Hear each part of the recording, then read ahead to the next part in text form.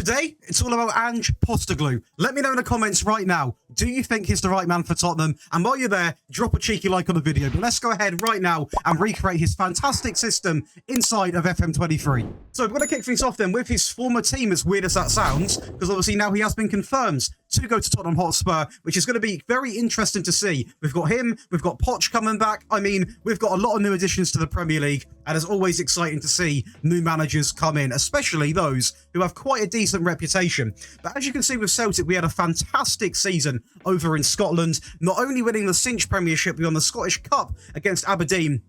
We also won the Premier Sports Cup against Aberdeen.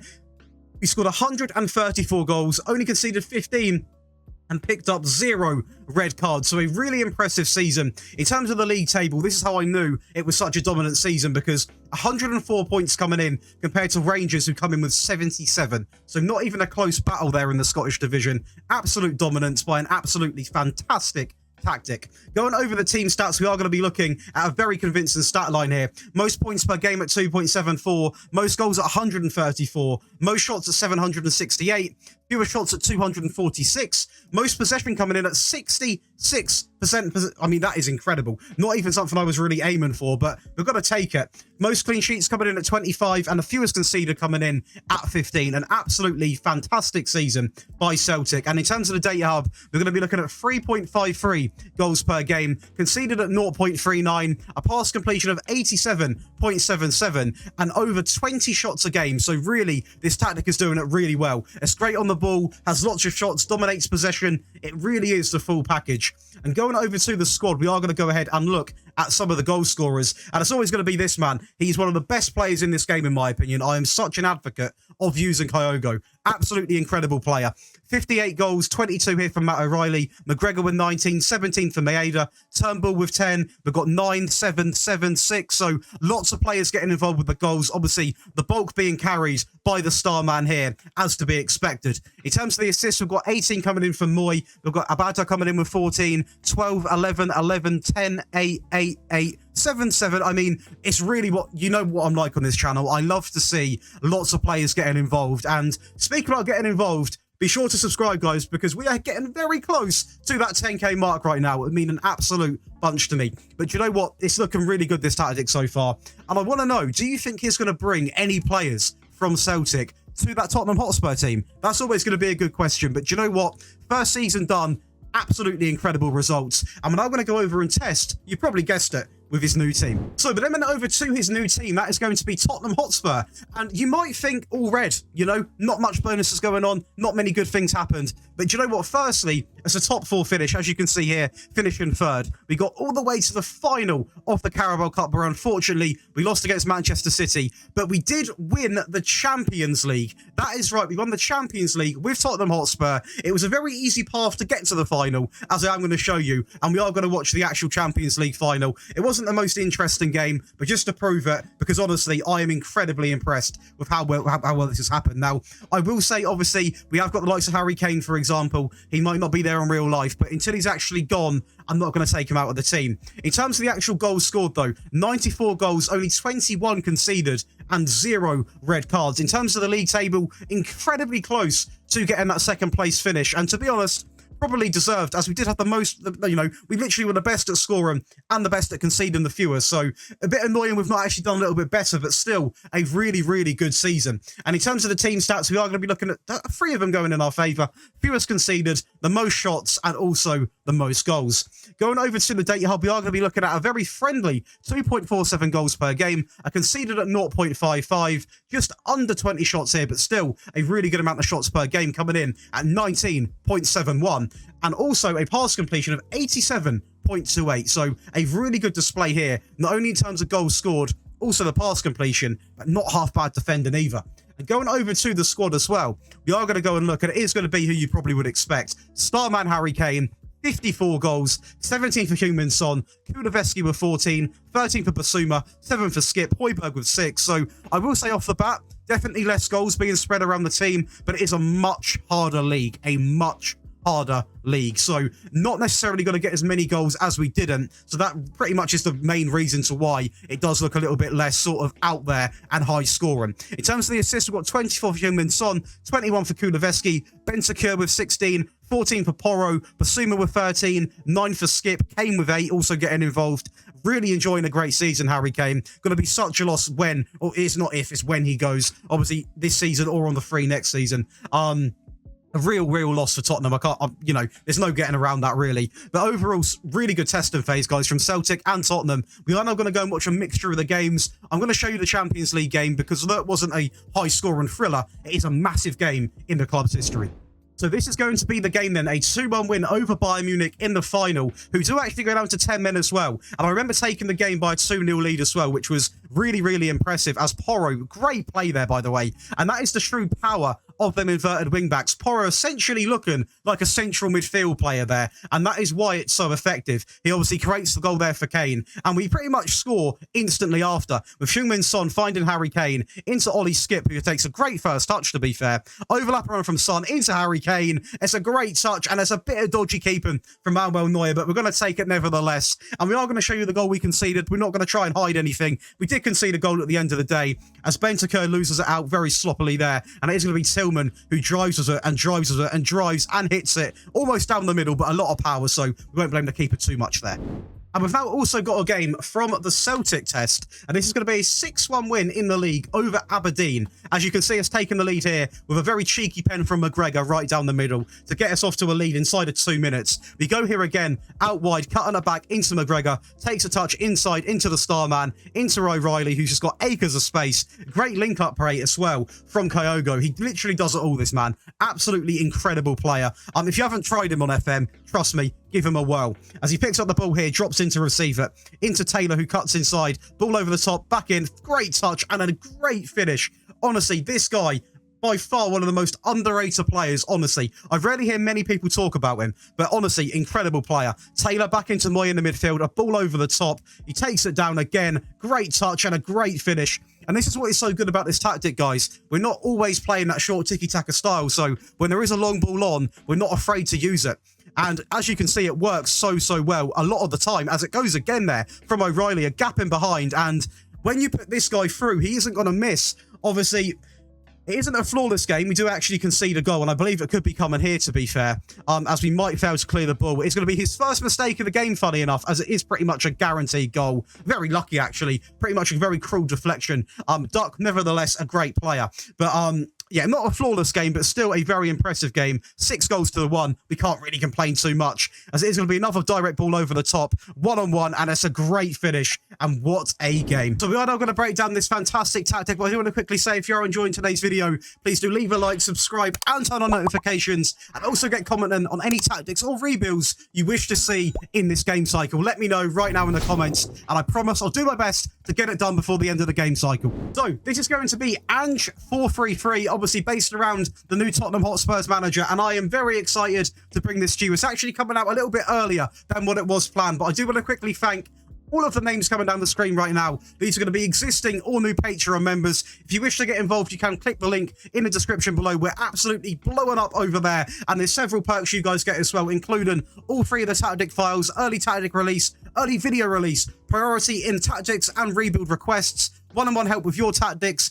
access to exclusive giveaways, which is going to include a couple of copies of the next FM, so definitely something to check out in the description below. But let's go ahead and talk tactics. So it is going to be going over the Ange 433, and as you can see, it is going to be based around the 433. A lot of rhyming going on there, but we are going to kick things off with positive mentality. In possession, we're going to go fairly wide, pass into space, shorter passing directness, slightly higher tempo, be more expressive, and that is nice and simple. In terms of in transition, we've got nothing on this selection here because we don't really want to be a counter-pressing side, and regroup, we might go when we go defensive, but not from kickoff.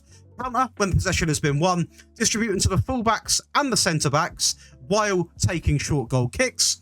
And out of possession, we're going to have the standard line, the high pressing line of engagement, and more often. Now, if you are wanting to try and score more goals and fully replicate his style, you can go with a higher line. But to be honest, I found that we conceded too many goals, and I do like to release a mixture of a very replicated tactic, but if it doesn't fully work in the game, I will make slight tweaks, but make sure I tell you so you are aware. Going over to the player roles, we've got a sweeper keeper on support, on ease off tackles, an inverted wingback on the right, on get further forwards, on support.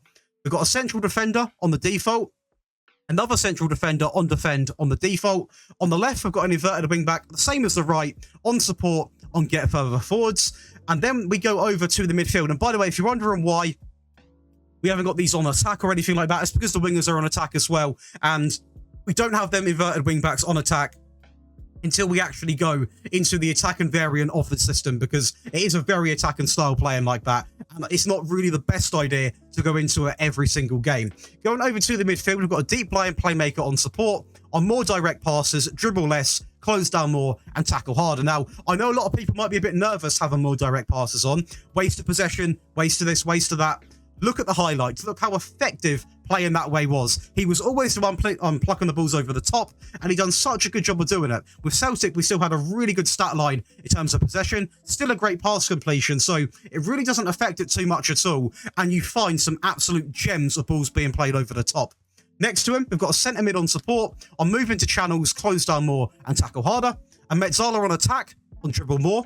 On the left-hand side, we've got a winger on attack, on cross-aim centre, and roam from position.